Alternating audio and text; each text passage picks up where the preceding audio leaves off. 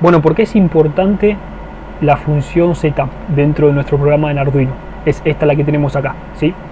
Es importante porque cuando nosotros descargamos lo que es el programa, ¿sí?, Arduino da a nuestro código la oportunidad de participar en la inicialización del sistema. Para eso debemos especificar al microcontrolador los comandos que ejecutará en el momento del arranque y luego olvidarnos de ello. Es decir, estos comandos solo se ejecutan una vez al inicio del sistema.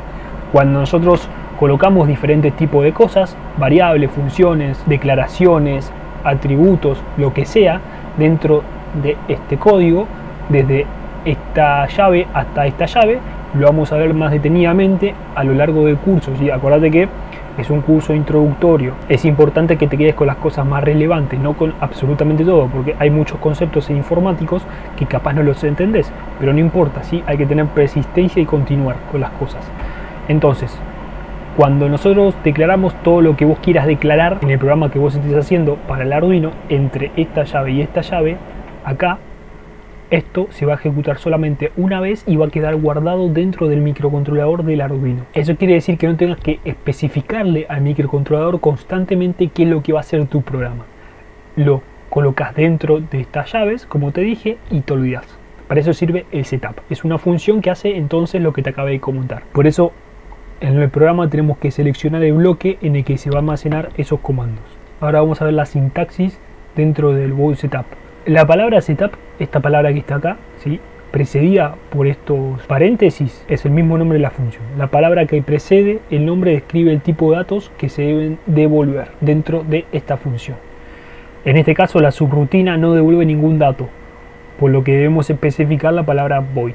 Entonces, cuando nosotros colocamos la palabra void, esto que ves acá, delante de una función, acordate que esto es una función, ¿sí?, porque lleva paréntesis después de este nombre, entonces ya con esto sabemos que es una función. Y una función hace determinadas cosas, ¿sí? Más adelante también vamos a ver específicamente qué hace cada función y para qué sirve. Pero vos quedaste con eso, que esto es una función. Y antes de esta función tenemos una palabra llamada void. Esta palabra lo que hace es decirle al programa que no devuelva absolutamente nada. Y vas a preguntar, ¿y para qué me sirve esto? ¿Y por qué tengo que usar esto? ¿Y por qué la palabra? Bueno, no importa, más adelante lo vamos a ir viendo. Las cosas van de a poco.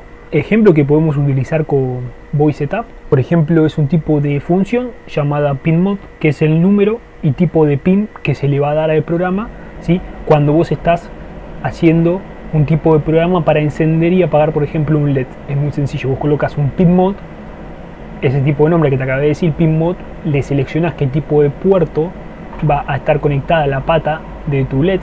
Vamos a verlo más detenidamente, como te digo siempre, más adelante, pero te estoy dando un ejemplo un poco más representativo, ¿sí? Y de esa forma se le asigna justamente esa función para este tipo de función setup. Después, otro tipo de función es el serial begin, ¿sí?, con indicación de velocidad. Por ejemplo, se utiliza mucho lo que es una velocidad en 9600, que es el tipo de frecuencia en la cual trabaja el oscilador del Arduino. Eso lo vimos en los primeros videos. Fíjate que yo te di referencias de diferentes tipos de componentes electrónicos. Bueno, también lo vamos a ir viendo más adelante y cuando vayamos a tipear algún programa inicial. También tenemos instrucciones sobre cómo conectar e inicializar varios objetos de la librería Arduino.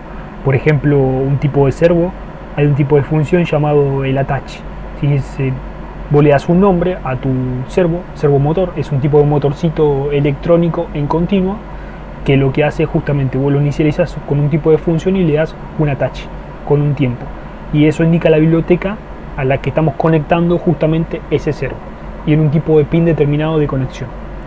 Y también inicialización de variables globales. Vamos a ver también lo que es un tipo de variable global y un tipo de variable local. La global, a simples rasgos, la puedes utilizar en todo tu programa, y la local tiene un scope, se le dice, sí, un alcance más chico.